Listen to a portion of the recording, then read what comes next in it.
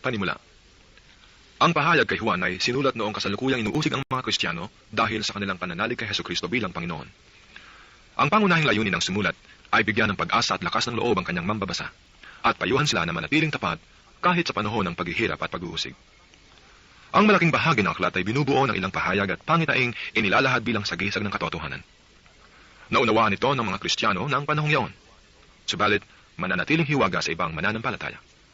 Tulad ng paksa ng isang tugtugin, ang mga paksa ng aklat na ito ay inuulit-ulit sa iba't ibang paraan sa pamamagitan ng iba't ibang pangitain. Bagamat nagkakaiba-iba ng palagay tungkol sa mga detalye ng pagbibigay kahulugan, ang pangunahing paksa ng aklat na ito ay malinaw. Lulupigin ng Diyos ang kanyang mga kaaway, kabilang si Satanas, sa pamamagitan ni Kristo, at gagantimpalaan ang kanyang mga anak na tapat.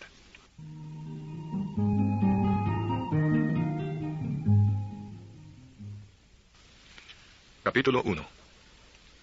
Ito ang paghahayag ng Diyos kay Hesukristo at kanya namang inihahayag kay Juan na alipin niya sa pamamagitan ng anghel.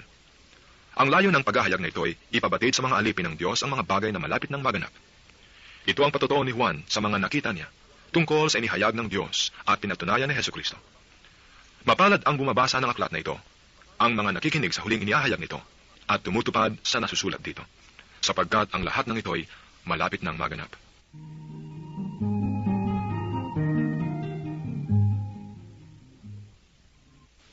Buhat kay Juan sa 7 iglesia sa Asya. Sumayin niyo ang pagpapala at kapayapaan mula sa Diyos sa kasalukuyan, sa nakaraan at siyang darating, at mula sa 7 espiritong nasa harap ng kanyang trono, at mula kay Hesukristo, ang tapat na saksi, ang unang nabuhay sa mga patay, at hari ng mga hari sa lupa.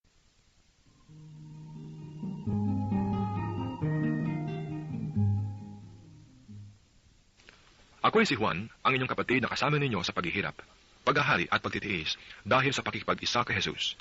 Itinapon ako sa pulo ng Patmos sapagkat ipinangaral ko ang salita ng Diyos at ang katotohanan ng inihayag ni Jesus.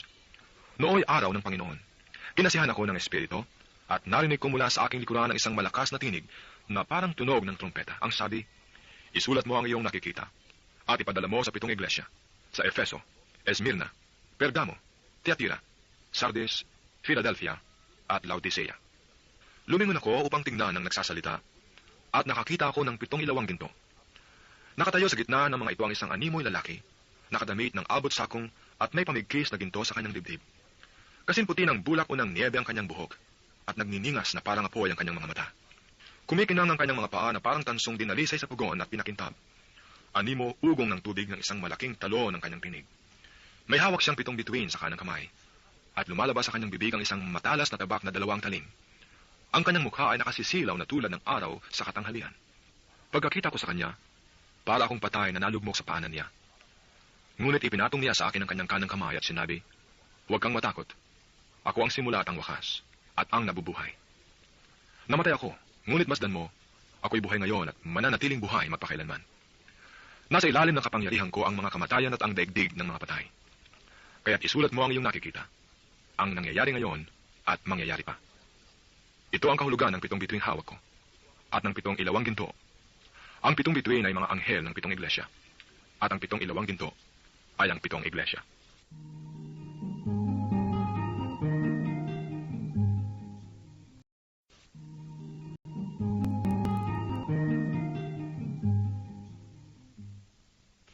Kapitulo 2. Isulat mo sa anghel ng iglesia sa Efeso. Ito ang ipinasasabi ng may hawak ng 7 bituin sa kanyang kanang kamay, ang lumalakad sa gitna ng 7 ilawang ginto. Nalalaman ko ang mga ginawa mo, ang iyong mga pagpapagal at pagtatyaga. Alam kong namumuhi ka sa masasama. Sinubok mo ang mga nagpanggap na apostol, at napatunayan mong sila'y bulaan. Alam ko rin matyaga ka, nagtiis ng maraming hirap alang-alang sa akin, at hindi nanlupaypay. Ngunit ito ang ipinagdaramdam ko sa iyo, nanlalamig ka na sa akin. Hindi mo na ako mahal tulad ng dati. Alalahanin mo ang dati mong kalagayan, pagsisihan mo at talikdan ng iyong masasamang gawa, at gawin mong muli ang mga ginawa mo noong una. Kapag hindi ka nagsisi, paririyan ako at aalisin ko sa kinalalagyan ng iyong ilawan. Ngunit ito naman ang napupuri ko sa iyo. Kinapopuotan mo ring tulad ko ang ginagawa ng mga Nikolaita. Kung may pandinig kayo, dinggin ninyo ang sinasabi ng Espiritu sa mga iglesia. Sa magtatagumpay ay ibibigay ko ang karapatang kumain ng bunga ng punong kahoy ng buhay na nasa halamanan ng Diyos.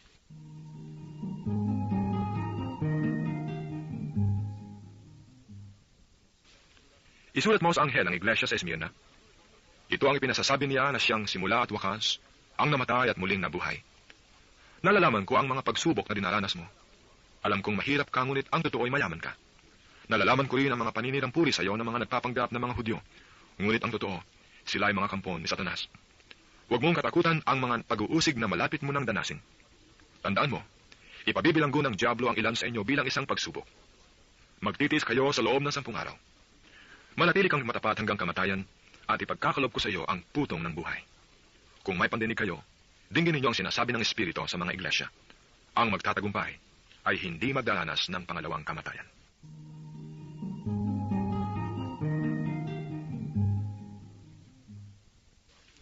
Isulat mo sa anghel ng iglesia sa Pergamo. Ito ang ipinasasabi ng may hawak ng matalas na tabak na 2 ang talim.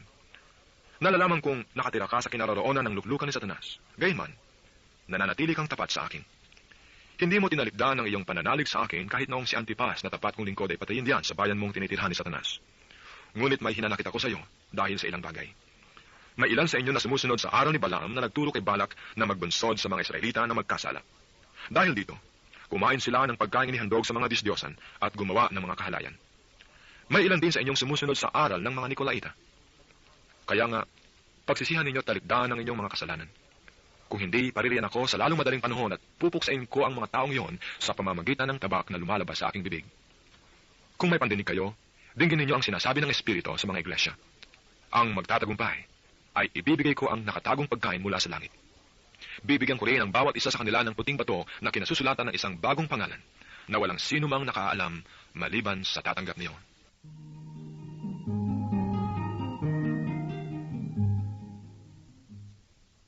Isulat mo sa anghel ng iglesia sa Tiatira. Ito ang sinasabi ng anak ng Diyos na may mga matang nagniningas na parang apoy at mga paang kumikinang na parang tansong pinakintab. Nalalaman ko ang ginagawa mo at ang iyong pag-ibig, katapatan, paglilingkod at pagtatyaga. Nalalaman kong higit kaysa noong una ang ginagawa mo ngayon. Ngunit ito ang masasabi ko laban sa iyo. Pinapayagan mo si Jezebel, ang babaeng nagpapanggap na sugo ng Diyos. Nililinlang niya ang mga lingkod at ibinubulit sa kahalayan, at inuudyukang kumain ng pagkain inihandog sa mga disdiyosan. Binigyan ko siya ng sapat na panahon upang pagsisihan at talikdan ng mahalay na pamumuhay. Ngunit ayaw niyang magbago. Pakinggan mo, mararatay siya sa higaan, pati na ang mga nakiapid sa kanya. Magdarana sila ng matinding kahirapan kung hindi nila pagsisisihan ng kasamaang kanilang ginawa sa piling niya. Papatayin ko rin ang kanyang mga anak upang malaman ng mga iglesia na ako ang sumisiyasat sa puso't isip ng mga tao. Gagantihin ko ang bawat isa sa inyo ayon sa inyong mga gawa. Ngunit ang ibang taga-Tiatira na hindi nakinig sa masamang turo ni Jezebel at hindi natuto sa tinatawag na malalalim na lihim ni Satanas, ay hindi ko bibigyan ng pasanin. Gayunmay, ingatan ninyong mabuti ang mga katangiang nasa inyo hanggang sa pagdating ko. Sa magtatagumpay at tutupad ng kalooban ko hanggang wakas, ibibigay ko ang pamamahalang gaya ng tinanggap ko sa aking ama, ang pamamahala sa mga bansa. Mamamahala siya sa pamamagitan ng kamay na bakal at dudurugin niya ang mga bansa, gaya ng pagdurog sa palayok. Ibibigay ko rin sa kanya ang tala sa umaga. Kung may pandinig kayo, dinggin ninyo ang sinasabi ng Espiritu sa mga iglesia.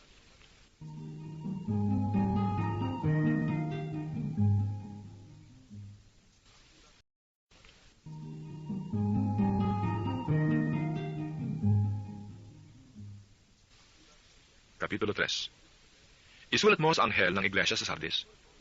Ito ang sinasabi ng may 7 Espiritu ng Diyos at may 7 bituin. Nalalaman ko ang ginagawa mo. Ipinalalagay kang buhay, ngunit ang totoo, ikaw ay patay. Gumising ka, at pasiglahin mo ang mga bagay na nalalabi sa iyo, nang di tuluyang mamatay. Nakikita kong hindi paganap ang mga nagawa mo sa paningin ng aking Diyos. Alalahanin mo kung paano mong tinanggap ang mga aral na iyong narinig. Isagawa mo ang mga iyon, pagsisihan mo talikdan ng iyong kasamaan. Kung hindi ka gigising, paririyan ako gaya ng magnanakaw. Hindi mo malalaman ang oras ng aking pagdating. Gayunman, may ilan diyan sa Sardis na nag-iingat at napanatiling malinis ang kanyang damit. Kaya't magiging kasama-sama ko silang nakasuot ng puti sapagkat sila ay karapat-dapat. Ang magtatagumpay ay daramtan din ng puti at hindi ko aalisin sa aklat ng buhay ang kanyang pangalan. Kikilanling ko siya sa harapan ng aking ama at ng kanyang mga anghel. Kung may pandinig kayo, dinggin ninyo ang sinasabi ng Espiritu sa mga iglesia.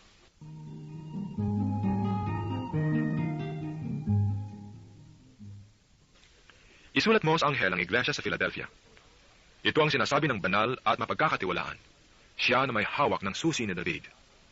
Walang makapagsasara ng anumang buksan niya at walang makapagbubukas ng anumang sarhan niya. Nalalaman ko ang iyong mga gawa. Alam kong kakaunti ang kakayahan mo. Ngunit sinunod mo ang aking turo at naging tapat ka sa akin. Kaya't binuksan ko ang isang pinto sa harapan mo at walang sino mang makapagsasara nito. Pakinggan mo. Padudulugin ko sa iyo at payuyukuin sa harapan mo ang pangkat ni Satanas na nagsisinungaling at nagpapanggap ng mga Hudyo upang malaman nilang iniibig kita.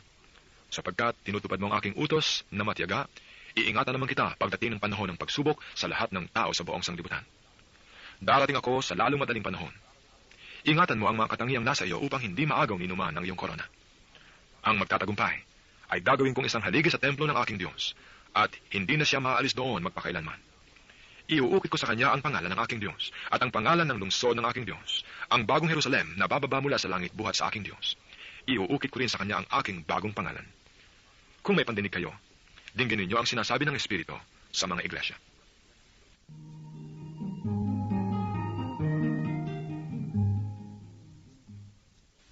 Isulat mo sa anghel ng iglesia sa Laodicea. Ito ang sinasabi niya na ang pangalan ay Amen, ang matapat at tunay na saksi, at siyang pinagmula ng lahat ng nilalang ng Diyos. Nalalaman ko ang mga ginawa mo. Alam kong hindi ka malamig at ni mainit. Maano sanang manamig ka o mainit. Ngunit dahil sa ikaw ay malahininga, hindi mainit ni malamig, isusuka kita. Sasabihin mo, ako'y mayaman at sagana sa lahat ng bagay. Ngunit hindi mo nalalamang ikaw ay abang-aba, kahabag-habag, maralita, hubad at bulag. Kaya nga ipinapayo kong bumili ka sa akin ng dinalisay na ginto upang ikaw'y maging tunay na mayaman.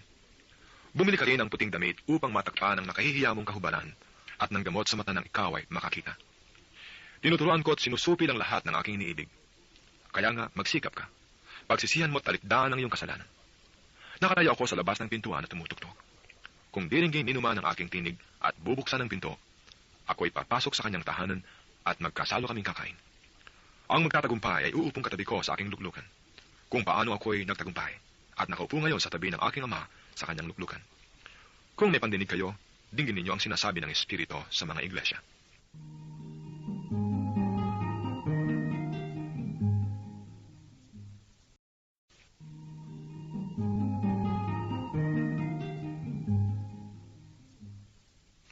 Kapitulo 4. Pagkatapos nito, ibang pangit ay naman ang aking nasaksihan. Nakita ko sa langit ang isang bukas na pinto. At muli kong narinig ang tinig na gaya ng isang trumpeta na ang sabi, umakyat ka rito, at ipakikita ko sa iyo ang darating na mga pangyayari. Walang ano-ano'y kinasihan ako ng Espiritu, at nakita ko sa langit ang isang trono, at ang nakaluklok doon. Ang mukha niya ay maningning na gaya ng mahalagang batong haspe at kornalina. May isang bahagharing kakulay ng esmeralda sa palibot ng trono. Nakapaligid dito ang 24 pang trono. Nakaluklok doon ang 24 na matatanda. Puti ang kanilang kasuotan at may koronang ginto ang bawat isa. Mula sa trono ay gumuguhit ang kidlat, kasabay ng malalakas na ugong at nakatutulig na kulog. May 7 nagniningas na sulo sa harap ng trono. Ito ang 7 Espiritu ng Diyos. Sa harap ng trono may tila dagat na salaming sinlinaw ng kristal. Nakapaligid sa trono sa bawat panig nito ang 4 na nilalang na buhay na punong-puno ng mga mata sa harap at likod. Katulad ng leon ang unang nilalang na buhay. Katulad naman ng baka ang pangalawa. May mukhang katulad ng tao ang pangatlo, at katulad ng agilang lumilipad ang pangapat. Tiga-anim na pakpak ang 4 na nilalang na buhay, at tadtad ng mga mata ang bawat isa sa loob at labas. Walang tigil ang pag-awit nila araw at gabi. Banal, banal, banal, ang Panginoong Diyos na makapangyarihan sa lahat. Ang Diyos sa nakaraan, sa kasalukuyan, at siyang darating. At habang umaawit sila ng papuri, parangal at pasasalamat sa nakaluklok sa trono, ang nabubuhay magpakailanman. Ang 24 na matatanda na may nagpapatira pa sa harap ng trono at sinasamba ang nakaluklok doon. Ang nabubuhay magpakailanman. Iniaalay nila ang kanilang korona sa harap ng trono at sinasabing, aming Panginoon at Diyos, karapat-dapat kang tumanggap ng papuri, paggalang at kapangyarihan, pagkat ikaw ang lumalang sa lahat ng bagay, at ayon sa iyong kagustuhan, sila'y nilalang mo at pinananatili.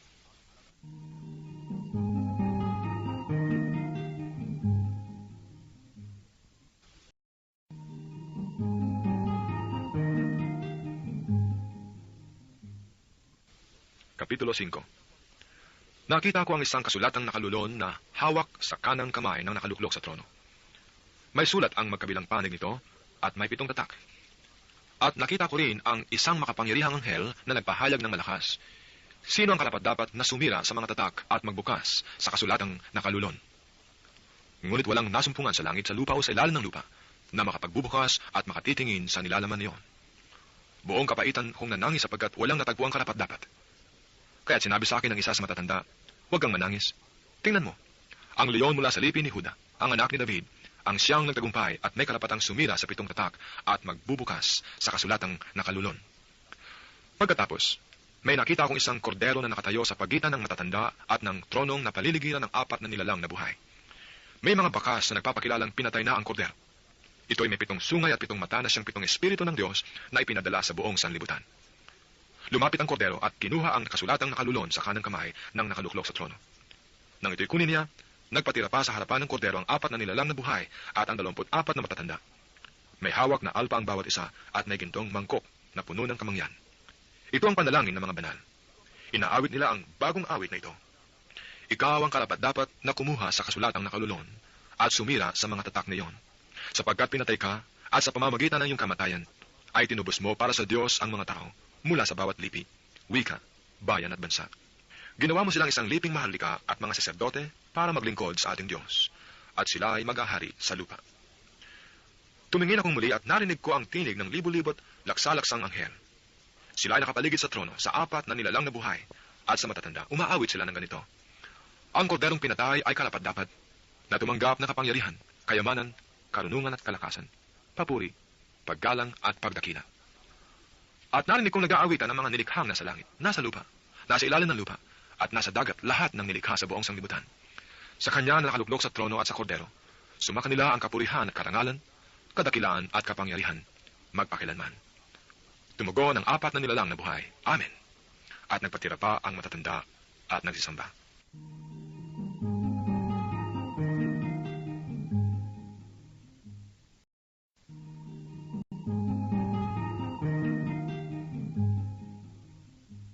Kapitulo 6. Nakita kong sinira ng kordero ang una sa 7 tatak, at narinig kong nagsalitang sinlakas ng kulog ang isa sa 4 na nilalang na buhay. Halika, sabi niya. Pagtingin ko, nakita ko ang isang kabayong puti na ang sakay ay isang may hawak na pana. Binigyan siya ng korona, at siya'y humayo upang patuloy na magtagumpay. Sinira ng kordero ang pangalawang tatak, at narinig kong sinabi ng pangalawang nilalang na buhay, Halika. Isa namang kabayong pula ang lumitaw.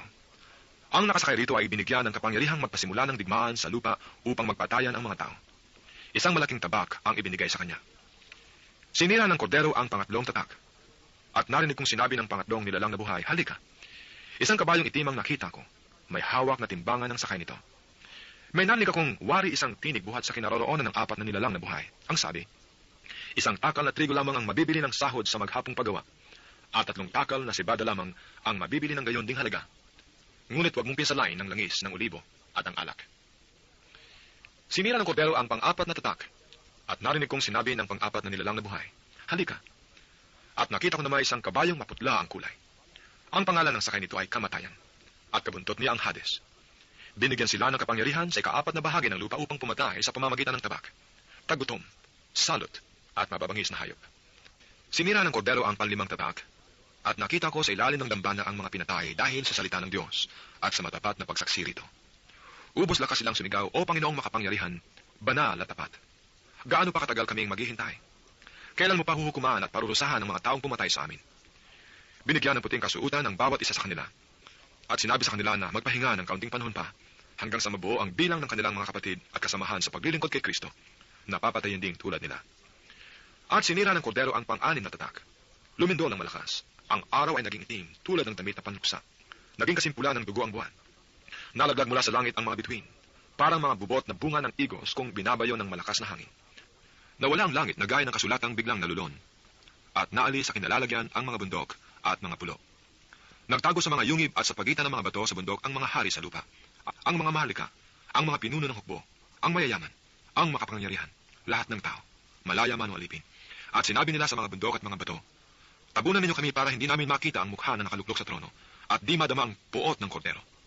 Sapagkat dumating na ang dakilang araw ng pagbubuhos ng kanilang puot, at sino ang makatatagal?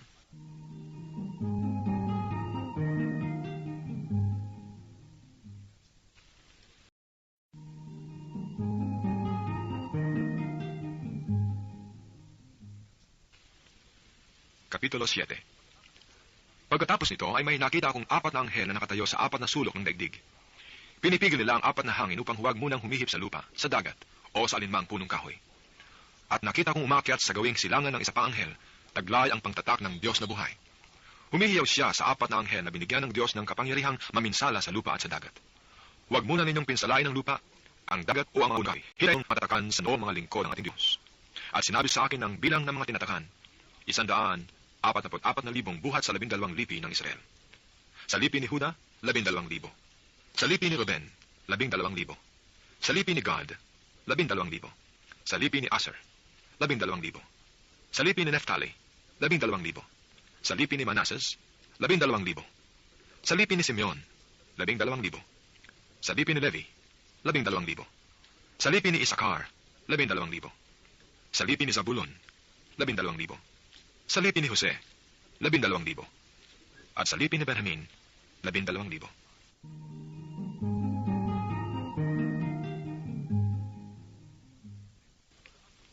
Pagkatapos nito'y nakita ko ang napakaraming taong di kayang bilangin ni numan. Sila'y mula sa bawat bansa, lahi, bayan at wika. Nakatayo sila sa harap ng trono at ng kordero, nakadamit ng puti at may hawak na mga palaspas. Sabay-sabay nilang sinabi, ang kaligtasan ay mula sa kordero at sa ating Diyos na nakaluklok sa trono. Tumayo ang lahat ng anghel sa palibot ng trono, ng matatanda at ng apat na nilalang na buhay. Sila'y nagpatira pa sa harap ng trono at sumamba sa Diyos. Ang wika nila, Amen. Sa ating Diyos ang kapurihan, kadakilaan, karunungan, pasasalamat, karangalan, kapangyarihan, at kalakasan magpakailanman. Amen. Tinanong ako ng isa sa matatanda, sino ang mga taong nakadamit ng puti at saan sila nanggaling? Hindi ko po alam, tugon ko. Kayo ang nakakaalam. At sinabi niya sa akin, sila ang mga nagtagumpay sa kabila ng mahigpit na pag-uusig. Nilinis nila at pinaputi sa dugo ng kordero ang kanilang damit. Iyan ang dahilan kung bakit sila nasa harap ng trono ng Diyos at naglilingkod sa Kanya araw at gabi sa templo niya. At ang nakaluklok sa trono ang kukup-kup sa kanila. Hindi na sila magugutom o mauuhaw. Hindi na sila mabibilad sa araw o mapapaso ng anumang matinding init. Sapagkat ang korderong nasa gitna ng trono ang magiging pastor nila. Sila dadalhin niya sa mga bukal ng tubig na nagbibigay buhay at papahirin ng Diyos ang luha sa kanilang mga mata.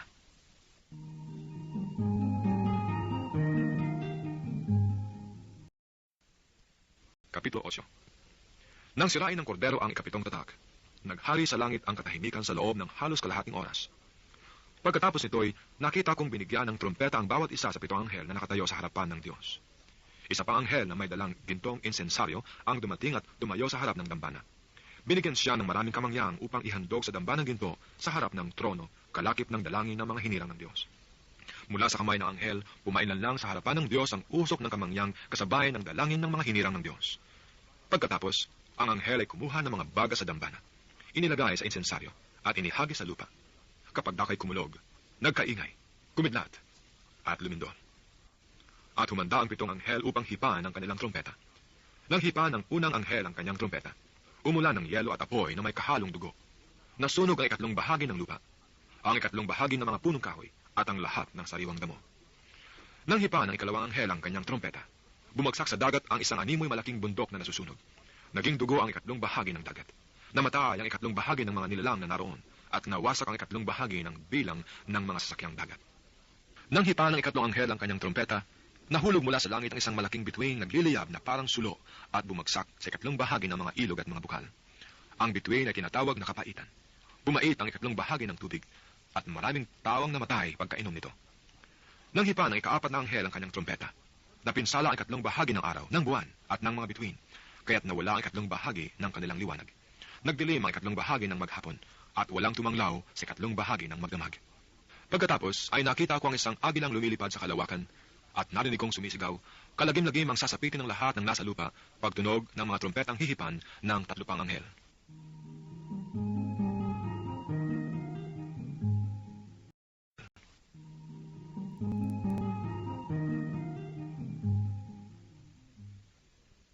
Kapitulo 9. Nang hipa ng 5 anghel ang kanyang trompeta, nakita kong nahulog sa lupa ang isang bituin. Ibinigay rito ang susi ng banging napakalalim. Binuksan ng bituin ng bangin. Lumabas ang usok na singkapal ng usok ng malaking horno, kaya't nagdilim ang araw at ang papawirin. Naglabasan ng mga balang mula sa usok at kumalat sa lupa. Binigyan sila ng kapangyarihang malaki tulad ng alakdan. Ipinagbilin sa kanila na huwag sirain ng mga damo, punong kahoy o anumang halaman. Yaon lamang mga taong walang tatak ng Diyos sa kanilang noo ang sasaktan nila. Hindi pinahintulutan ang mga balang na patayin ng mga taong ito. kundi pahirapan lamang sa loob ng 5 buwan. Parang kagat ng alakda ng kirot ng nagpapahirap na ito. Sa loob ng panahong ito ay hahanapin nila ang kamatayan, ngunit hindi masumpungan. Iibigin nilang mamatay, ngunit lalayuan sila ng kamatayan. Parang mga kabayong handa sa pakikidigma ang mga balang. Sila ay may putong na parang koronang ginto at parang mukha ng tao ang kanilang mukha. Parang buhok ng babae ang kanilang buhok at parang ngipin ng leon ang kanilang ngipin. Natatakpan ng animoy mga baluting bakal ang kanilang dibdib at ang pagakpak ng kanilang pakpak ay parang ragasan ng mga karwahe at mga kabayong pumapalaot sa labanan. Sila ay may buntot at tibo gaya ng sa alakdan. Nasa buntot nila ang kapangyarihang manakit ng mga tao sa loob ng 5 buwan. Ang hari nila ay ang anghel na bantay sa banging napakalalim. Ang kanyang pangalan sa wikang Hebreyo ay Abaddon, na ang ibig sabihin ay tagapagwasak. Nakarana ang unang lagim, 2 pa ang darating. Nang hipan ng ika-6 na anghel ang kanyang trumpeta, narinig ko ang isang tinig na nanggagaling sa mga sulok ng damba ng ginto na nasa harapan ng Diyos. At sinabi nito sa ika-6 na anghel na may trumpeta, "Kalagan mo ang 4 na anghel na nakagapo sa tabi ng malaking ilog Euphrates." At pinalaya ang 4 na anghel upang patayin ang 3 bahagi ng sangkatauhan.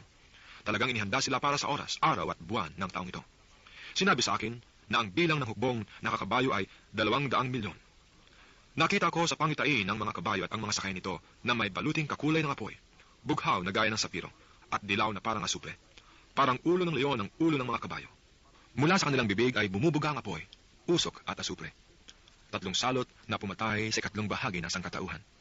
Ang kapangyarihan ng mga kabayo ay nasa kanilang bibig at nasa buntot na parang ahas at may ulo na siyang ginagamit sa pananakit.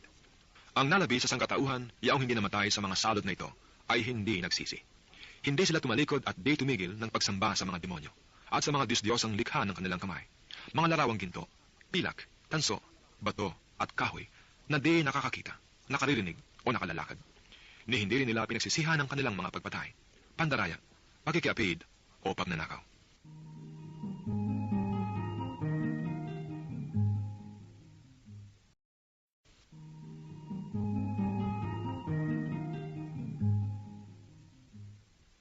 Kapitulo 10. Pagkaraan nito, nakita ko ang isa pang makapangyarihang anghel na bumababa mula sa langit. Siya ay nababalot ng ulap at may bahaghari sa kanyang ulunan. Nagniningning na parang araw ang kanyang mukha at tulad ng mga haliging apoy ang kanyang mga binti. May tangan siyang isang maliit na kasulatang nakabukas. Itinuntong niya sa dagat ang kanyang paa at sa lupa ang kaliwa. Sumigaw siya at ang kanyang tinig ay parang atungal ng leon.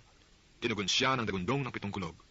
Nang matapos ang dagundong, ay susulat sana ako, ngunit narinig ko ang isang tinig mula sa langit na nagsasabi, "Ilihim mo ang sinabi ng 7 kulog, huwag mong isulat." At ang anghel na nakita kong nakatuntong sa dagat at sa lupa ay nagtaas ng kanang kamay at nanumpa sa ngalan ng Diyos na nabubuhay magpakailanman, na lumalang ng langit, lupa, dagat at lahat ng naroon. Ang wika ng anghel, hindi na magtatagal. Kapag hinipa ng ika-7 anghel ang kanyang trompeta, isasagawa na ng Diyos ang lihim niyang panukala, gaya ng ipinahayag niya sa mga propeta na kanyang lingkod. Pagkatapos ay muling nangusap sa akin ng tinig na narinig kong nagsasalita mula sa langit. "Lumapit ka sa anghel na nakatungtong sa dagat at sa lupa at kunin mo ang hawak niyang kasulatang nakabukas." Nilapitan ko ang anghel at hiningi ang kasulatan. Ang wika niya sa akin, "Kunin mo at kanin ito. Mapait iyan sa sikmura, ngunit sa bibig mo ay sintamis ng pulot-pukyutan." Inabot ko at kinain ang maliit na kasulatan. Matamis ngang katulad ng pulot-pukyutan. Ngunit nang malunok ko na ay pumait ang aking sikmura. At sinabi niya sa akin, "Kailangang ipahayag mo muli ang mga hula tungkol sa iba't ibang mga tao, bansa, wika, at mga hari."